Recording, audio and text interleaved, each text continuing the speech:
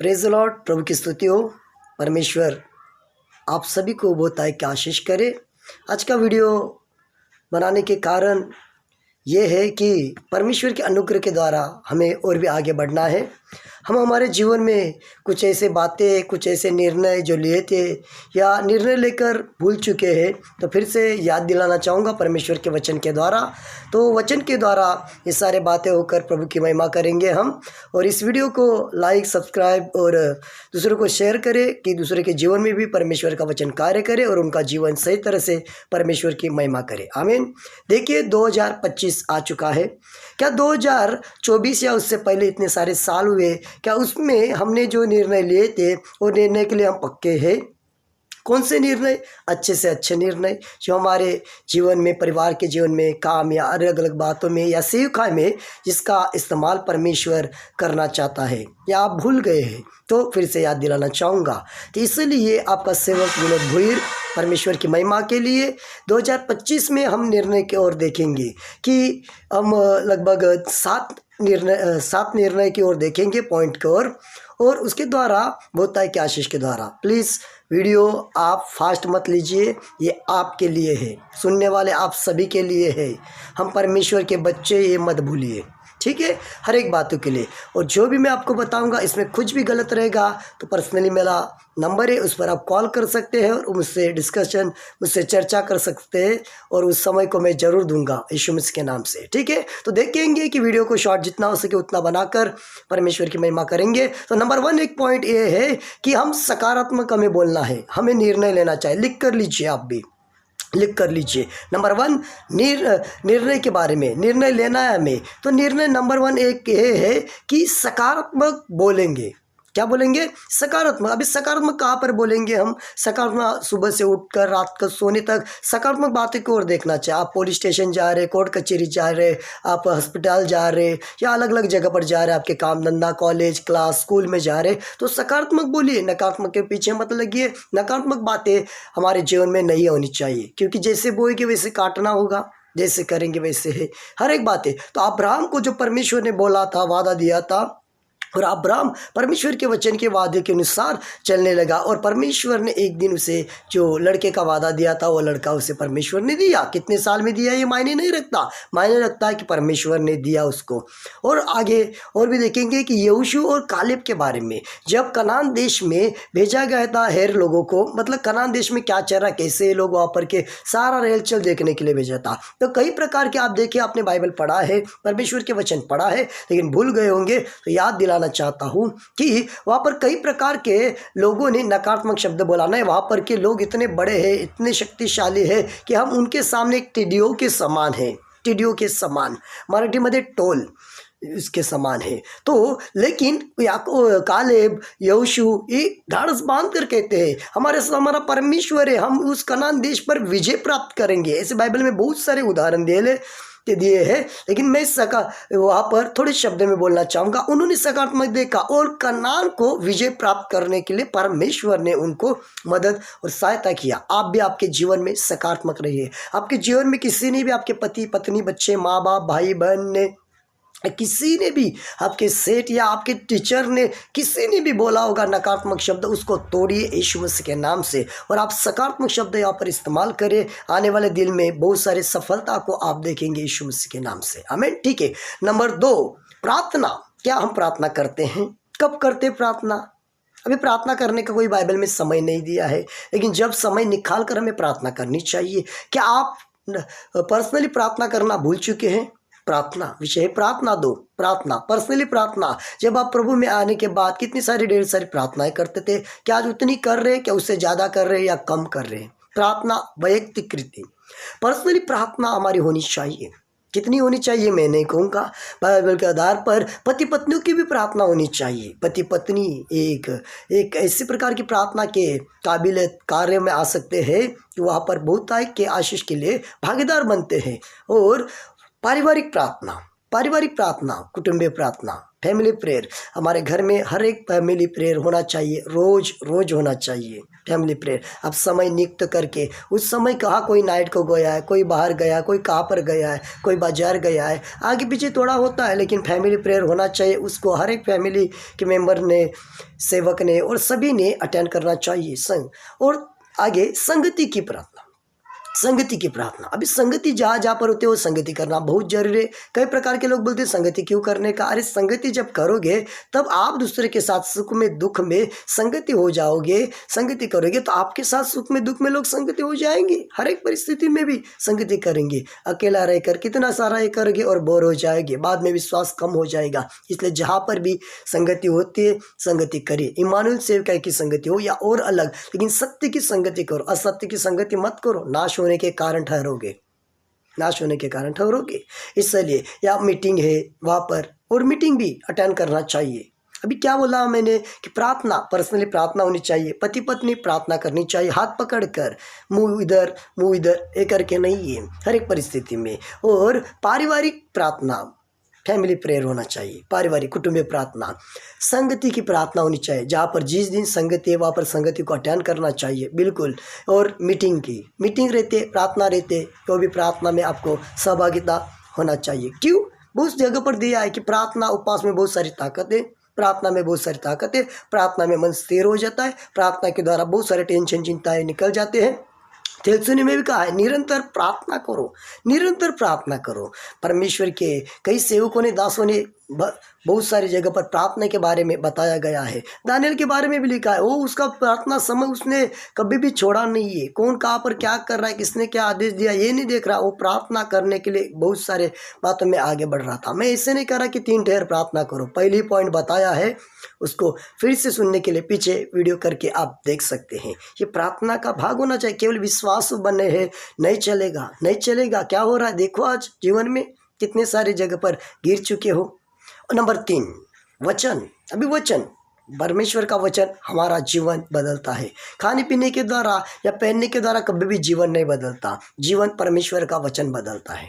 Pastor सेवक वचन के द्वारा बताते हैं, और वचन के द्वारा बताने के बाद वो वचन को पकड़ कर चलना हमारे ऊपर है, सुनना नहीं, उसके ऊपर चलना। तो क्या है वहाँ पर वचन केवल पढ़ना या सुनना नहीं। अभी कई लोगों को वचन पढ़ना नहीं आता, जो आप सुन रहे, आपको भी यदि पढ़ना नहीं आता, सुनना तो आता है, अभी भी सुन रहे, तो सुनना चाहिए। और सुनने के बाद या पढ़ने के बाद वहाँ पर, तो कहने का मतलब ये है मेरा, केवल वचन को पढ़ना या सुनना नहीं। कई प्रकार के लोग कई सारे ढेर सारे बाइबल को पढ़ा है, कई सारी किताबें को पढ़ा है, लेकिन उन्होंने उसके ऊपर, जो मैं अभी पॉइंटेड बता रहा हूँ, उसके ऊपर उन्होंने ध्यान नहीं दिया। इसलिए खाली पुस्तक, साड़ी के पुस्तक के समान, गाड़ियों के पुस्तक के समान, ब्यूटी पार्लर के पुस्तक के समान पढ़ा है, वैज्ञानिक के पुस्तकों के समान पढ़ा है, बाकी कुछ नहीं दुनियादारी जैसा। लेकिन बाइबल वैसा नहीं है, परमेश्वर का शब्द है, जो परमेश्वर के प्रेरणा से, पवित्र आत्मा के प्रेरणा से तिमोथी में बोला है कि लिखा गया है। उसे पढ़ना चाहिए और समझना भी चाहिए, सीखना चाहिए, सिखाना भी चाहिए।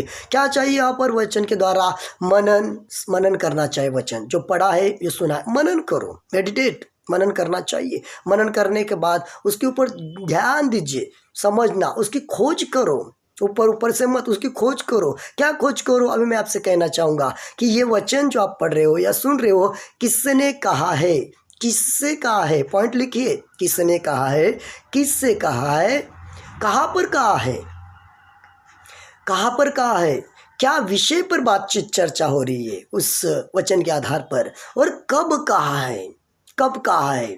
अपने लिए शिक्षा के लिए है, अपने शिक्षा के लिए है, हमारे लिए, या भविष्य में पूरा होने वाले वचन जो हम रैप्चर होने के बाद प्रभु स्वर्ग में लेकर जाने के बाद, वो वचन के लिए है। फिर से कहना चाहूँगा कि वचन को समझिए। तो किसने कहा है, किससे कहा है, कहाँ पर कहा है, क्या विषय है, और कब कहा है। हम खाली पढ़ते रहते हैं, कुछ मतलब नहीं, उसका कुछ मतलब नहीं है। और जो वचन पढ़ रहे, क्या हमने पढ़ा है वो हमारी शिक्षा के लिए है, पढ़कर भूतकाल का, वर्तमान काल का कौन सा वचन है जो हमारे लिए अभी है, जो हमारे लिए वचन नहीं है। ऐसे बहुत सारे व्यवस्था हमारे लिए नहीं है व्यवस्था, फिर भी लोग आज व्यवस्था के अनुसार कई बातों के द्वारा चल रहे। बिल्कुल ऐसे करेंगे तो परमेश्वर के प्रभु यीशु में से आएंगे तो कैसे जाओगे, उस अनंत जीवन के लिए, सार्वकालिक जीवनासाठी नहीं जाओगे मेरे भाइयों मेरे बहनों। ध्यानपूर्वक सुनिए, ये विषय को बराबर गंभीरता से लीजिए, समझदारी से लीजिए।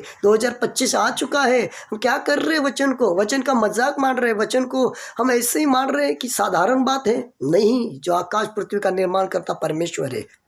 इसलिए वचन भूतकाल में जो हमारे शिक्षा के लिए था, और जो वचन अभी वर्तमान युग में है जो हमारे लिए है, वो वचन जो पढ़ते समय समझिए उस वचन को। और जो वचन अभी भविष्य में रैप्चर होने के बाद, उठाए जाने के समय के बाद जो वचन पूरा होने वाला है भविष्य में, वो वचन, अभी वो वचन तो वर्तमान का वचन जो हमारे लिए है उसकी खोज ज़्यादा से ज़्यादा करते रहे। पौलुस अपनी 13 पत्रों में लिख रहा है, खोज समझा, वहाँ पर है, वहाँ पर भेद है, रहस्य, मिस्ट्री। उस बातों को समझते नहीं लोग, खाली जाते प्रार्थना में आते, सुनते, पढ़ते, केवल जो पॉइंटेड बताया है उस पॉइंट पर गौर करिए, नहीं तो फिर आप कहाँ पर तो गलती कर रहे हैं, कहाँ पर तो चूक रहे हैं। और आगे का पॉइंट हम देखेंगे कि नंबर 4, क्षमा करे। क्या करे? क्षमा करे। देखो अभी ये विषय क्षमा करे तो पढ़ने के लिए तो नॉर्मल है, लेकिन क्षमा तो आपने पहले दूसरे को क्षमा किया है क्या? प्रार्थना में जाते, बड़ी बड़ी प्रार्थनाएं करते, दुआएं करते, उपवास करते, बहुत सारी रात की प्रार्थना भी करते हैं, मध्यस्थी प्रार्थना, रोटी पहले की प्रार्थना, लोगों के लिए, गौर गरीबों के लिए प्रार्थना करते हैं, पुलिस, डॉक्टर, वकील, अधिकारी लोगों के लिए प्रार्थना करते हैं। प्रेज़ द लॉर्ड, प्रभु की महिमा हो इसके द्वारा। लेकिन क्या आपके अंदर अभी तक किसी के बारे में कठोरता चालू है? अभी तक मरेंगे लेकिन क्षमा नहीं उसको करेंगे, ऐसे शब्द चल रहे क्या? नहीं, मुझसे इससे बात करने ही नहीं है, कलीसिया में जा रहे, संगति करे, बाजू में बैठ रहे, लेकिन बात नहीं कर रहे। क्यों? क्यों? ये प्रभु ने सिखाया है क्या? उसका वचन ये सिखाता है क्या? क्षमा करिए। क्षमा करेंगे तो अच्छी नींद आएगी, उस दिन आपको खुलापन, स्वतंत्रता लगेगी। तो प्रभु का वचन भी कहता है क्षमा करो तो दूसरे को भी क्षमा की जाएगी। बाइबल के अंदर बहुत सारे बातें हम देखते हैं कि क्षमा करने वाली क्रिया के ऊपर है, क्षमा करने वाले क्रिया के ऊपर है। यदि क्षमा हमारे अंदर नहीं रहेगी तो हम मन के अंदर कठोरता पकड़ कर चलेंगे, हमारी प्रार्थना भी नहीं सुनी जाएगी, हमारे मुंह पर सदा मायूसी छाई रहेगी। इसलिए मेरे भाइयों मेरे बहनों, ध्यानपूर्वक सुनिए। छोटे बच्चों, सभी जो भी वीडियो आप देख रहे हैं आपके लिए है और मेरे लिए भी है, पहले मेरे लिए, बाद में दूसरे के लिए है। इसलिए क्षमा करो, मन के अंदर कठोरता मत रखो, सभी को क्षमा करो। सामने वाला व्यक्ति, सवाल उठता है कि सामने वाला व्यक्ति यदि मुझे क्षमा नहीं कर रहा है तो मैं क्या करूं? आपने बोला ना मैं क्षमा कर रहा हूं, कर रही हूं, वो क्षमा करे या ना करे, अब आपकी लाइन क्लियर है। आमीन, प्रेज़ द लॉर्ड, प्रभु की स्तुति हो। आपकी लाइन क्लियर है, आप आशीष के योग्य है, अनुग्रह के योग्य, अनुग्रह में बढ़ते जाएंगे, प्रार्थना में मन लगेगा आपका, दुआ में मन लगेगा आपका, ठीक है? इसलिए क्षमा करो। 2025 प्रभु का आना बहुत निकट है, बहुत निकट है। जरूर मैं अगले वीडियो में बताऊंगा, इसलिए ध्यान में रखिए कि ऐसा करके मन के अंदर कठोरता मत रखे, क्षमा करें, ठीक है? नंबर 5, बुराई से भाग। बुराई से भाग। क्या करो? बुराई से भागो। अभी बुराई से भागना मतलब क्या? कुछ दिखेगा ऐसा बुरा करने वाला, बुरे क्रिया, तो भागना मतलब दौड़कर भागना नहीं है। भागना मतलब उससे हट, उससे, उस बाजू से निकल चल, वो तुम्हें करना नहीं है, वो तुम्हें करना नहीं है। फिर भी जानबूझकर आप कर रहे हो कि नहीं? देखिए, मोबाइल के अंदर गलत नहीं देखना चाहिए, फिर भी कर रहे हो। टीवी के अंदर वो गलत नहीं देखना चाहिए, फिर भी कर रहे हो। और ऐसे प्रकार के लोगों के साथ में बैठते हो, उठते हो, चलेगा। लेकिन वो जो करते हैं गाली देना या बकना या अलग अलग प्रकार की योजना, भजन संहिता में 1 में कहा है दुष्ट के संगति मत कर, दुष्टता के। तो संगति ऐसे नहीं करेगी तो पृथ्वी पर रहना नहीं पड़ेगा। लेकिन उनके अंदर आप काम पर है, कॉलेज पर है, स्कूल में है, प्रार्थना में, ऐसे लोग हैं, कई प्रकार के लोग जो बुरे करते हैं, उनको बुरा पसंद है। और कई प्रकार के लोग ऐसे भी है, शायद आप भी रहेंगे, शायद आप भी रहेंगे, जो जानबूझकर बुराई करते, जानबूझकर वो करते हैं जो बिल्कुल परमेश्वर को के वचन के विरुद्ध में है। इसलिए पौलुस तिमुथियुस को कहता है बुराई से भाग, बुराई से भाग। हाँ, उत्पत्ति से लेकर कई जगह पर हम देखते हैं कि परमेश्वर के सेवक आने के बाद उस सेवकों ने परमेश्वर के बारे में बताया। क्यों? क्योंकि बुराई से भागना चाहिए। बुराई हमेशा नाश की ओर लेकर जाता है, बुराई हमेशा नरक की ओर लेकर जाता है, बुराई। इसलिए बुराई से भागो। कितना सारे बुराई को लेकर बैठे हो और बाद में चिंताएं लेकर बैठते हो, और ऐसे बातें परिवार के बीच में नस्तबुस्त कर देंगे, आपके परिवार को बर्बाद करेंगे। और बुराई डायरेक्ट बड़ी नहीं होती, छोटी छोटी छोटी बुराई की होने के बाद बड़ी बुराई के लिए और बाद में पाप हो जाता है। बाद में बोलते हैं कैसा हुआ, छोटा था तब ध्यान नहीं दिया, वो बुराई है, लापरवाही हो जाती है, वहाँ पर भी लापरवाही हो जाता है वो। इसलिए बुराई से भागो। अभी बुराई से भागो मतलब क्या है, फिर से बताना चाहूँगा। जो बुरे करने वाले क्रिया है, कार्य है, या देखना है, सुनना है, बोलना है, ऐसे बातों से तुम लंबे रहो, तुम लंबे रहो, उधर से निकल जाओ। चलो वो मुझे नहीं करना है, पक्का निर्णय लियो, वो मुझे नहीं करना है पक्का। पवित्र आत्मा आपको मदद करेगा, पवित्र आत्मा आपको मदद करेगा जरूर, और मदद करता आया है, आगे भी मदद करता रहेगा। लेकिन आपको बुराई पसंद है, तो बुराई पसंद है तो परमेश्वर को भी आपको नकारने के लिए फिर बाद में आगे पीछे का विचार नहीं करना पड़ेगा। परमेश्वर के भी आपको बोलेगा मैं तुम्हें नहीं पहचानता हूँ। कितने साल विश्वास में रखा है मायने नहीं रखता, हमेशा मैं कहता रहता हूँ मायने नहीं रखता। इसलिए बुराई से भागो। बुराई पृथ्वी पर बढ़ती रहेगी, पाप बढ़ता रहेगा, लेकिन अनुग्रह भी बढ़ता रहेगा, अनुग्रह भी बढ़ता रहेगा मेरे भाइयों मेरे बहनों। लेकिन हमें अनुग्रह में चलना है, प्रभु के अनुग्रह में चलना है, और उसका अनुग्रह हमारे लिए काफ़ी है। आमीन बोले अभी, ईश्वर का अनुग्रह मेरे लिए काफ़ी है। ठीक है, आगे के और पॉइंट की ओर जाएंगे हम। तो नंबर 6 क्या है, लोगों के उद्धार के लिए अपने जीवन का उपयोग होना चाहिए। क्या, लोगों के उद्धार के लिए अपने जीवन का उपयोग होना चाहिए। लोगों के उद्धार के लिए अभी इस पृथ्वी पर रहते, बैठते, खाते पीते, जो भी काम धंधा करते, स्कूल कॉलेज जाते, जो भी खेती बाड़ी जाते, आप जो भी जाते जहाँ पर है, क्या अपने जीवन में आपने किसी को परमेश्वर का वचन बताया या उसका उद्धार हुआ। मराठी में तारण, इंग्लिश में सैल्वेशन। यदि पृथ्वी पर रहते समय हम किसी को सुसमाचार नहीं बताते, परमेश्वर के बारे में बताता नहीं, खुद के जीवन में जो परमेश्वर ने की हुए बातों को, गवाही को, साक्षी संगत नहीं बताते नहीं है, तो देखिए हम छुपा कर रखते उस परमेश्वर को, लेकिन छुपने वाला नहीं है, उजाला है वो। और आपको परमेश्वर ने भी उजाला कहा है, आपको परमेश्वर ने उजाला कहा, आप जगत की ज्योति हो बोला है कि नहीं। तो जगत की ज्योति इसलिए बोला गया है कि जो वचन के द्वारा आप चल रहे हो और परमेश्वर ने जो आपके जीवन में किया, वैसे आप परमेश्वर का वचन प्रार्थना विनती करने के बाद भी दूसरे के जीवन में उद्धार के लिए, सुसमाचार के लिए जीवन में इस्तेमाल होना चाहिए। उद्धार के लिए मैं कहता हूँ, लोगों को पैसा देंगे थोड़े समय के लिए, खाने के लिए देंगे थोड़े समय के लिए, कपड़ा देंगे थोड़े समय के लिए, प्यार देंगे थोड़े समय के लिए, लेकिन उनका उद्धार नहीं हो जाएगा तो मेरे भाइयों बहनों, तो नाश के कारण, तो प्रभु आपसे पूछेगा तुमने मेरा वचन क्यों नहीं बताया, उनके लिए उद्धार के लिए क्यों नहीं मार्ग खुला किया तुमने। मैंने तुझे उधर लेकर गया था, तेरे दोस्तों के साथ, तेरे संबंधी के साथ, नातेवाईका कड़े, तू रोज काम पर जाता था, उसको क्यों ने वचन बताया। होता जो उसका उद्धार,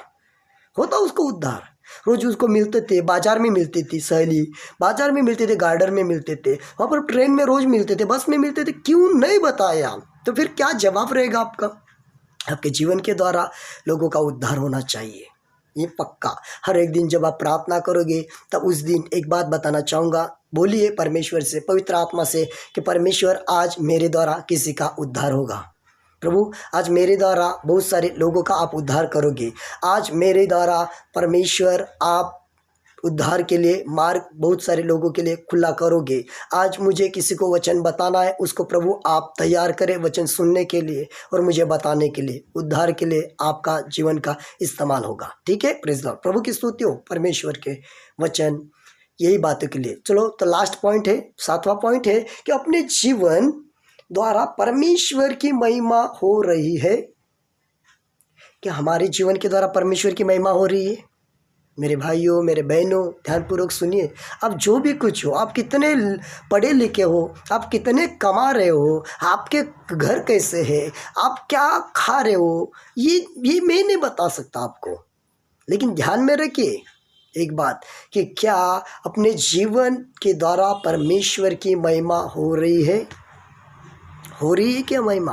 हाँ, उद्धार का बात तो अलग है, महिमा, क्योंकि वचन में लिखा गया है कि मेरा बोलना उठना बैठना जो कुछ हो यीशु मसीह के नाम से, और बाप जो पिता सदा उसके उपकार सुनते हो सदा। क्या हमारे जीवन के द्वारा परमेश्वर संतुष्ट है, खुश है। तो कैसा भी जीवन, सुबह उठने के बाद कैसा भी करेंगे अपनी मनमानी, कुछ भी करेंगे, जितना साल से साल करते आए हैं, महीना और महीना दिन और दिन करते आए हैं, मजाक में लिया है, बस हुआ अभी छोड़ दीजिए पश्चाताप करके। सभी से अच्छा रिश्ता है, भाई बहन से, पति पत्नी से, बच्चे माँ बाप से, सेवक दासों से, सभी से अच्छा रिश्ता है, सभी से अच्छा रिश्ता है। इंस्टाग्राम पर, फेसबुक पर, व्हाट्सएप पर और भी क्या क्या है, उस पर कितने सारे ढेर सारे दोस्त बनाए, अपने फ्रेंड बनाए, उनसे अच्छा रिश्ता है।